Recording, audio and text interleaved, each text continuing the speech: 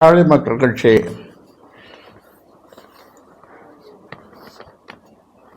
அமைக்கும் கூட்டணி மிகப்பெரிய வெற்றி கூட்டணியாக அமையும். இதுதான் சிறந்த கூட்டணி, நல்ல கூட்டணி, நாணயமான கூட்டணி என்று மக்கள் பேசுகின்ற அளவிற்கு இந்த கூட்டணி அமையும். அப்படிப்பட்ட ஒரு கூட்டணியை நாங்கள் அமைக்க தீவிரமாக முயன்று வருகிறோம்.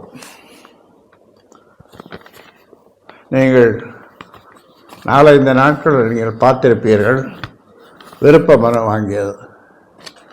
கூட்டமோ கூட்டம், அவ்வளோ கூட்டம். 4109 விருப்ப மனுக்கள்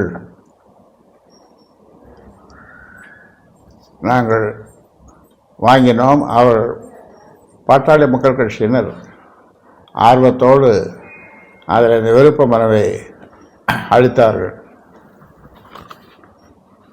இது ஒரு வரலாறு காணாத, இதுவரை ஒரு வரலாறு காணாத நிகழ்ச்சி. இது எங்களுக்கெல்லாம் பெரிய மகிழ்ச்சியை அளிக்கிறது.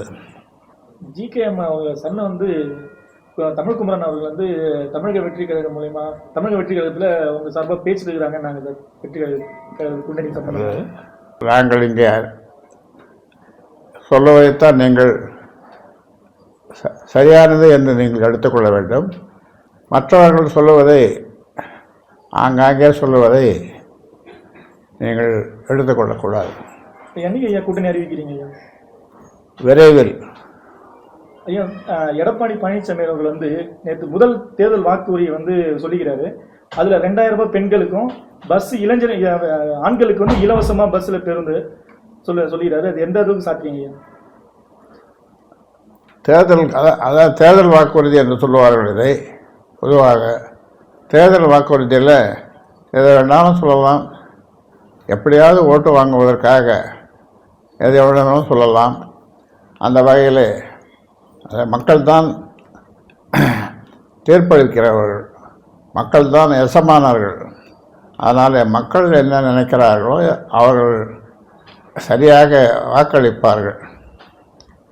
ஆனால் நாங்கள் சேகரப்போகிற கூட்டணி அது வெற்றி கூட்டணியாக இருக்கும்.